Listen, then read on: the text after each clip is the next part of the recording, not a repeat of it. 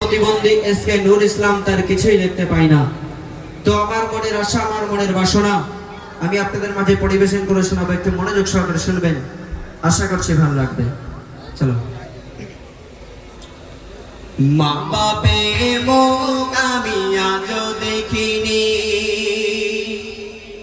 ভালোবাসার পৃথিবীর রূপ দেখিনি। মায়ের পেট থেকে অন্ধ আমি, গজল গেয়ে দিন কাটাই আমি।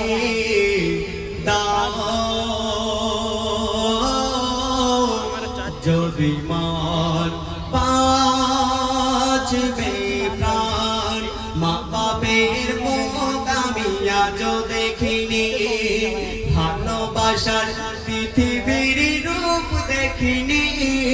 মায়ের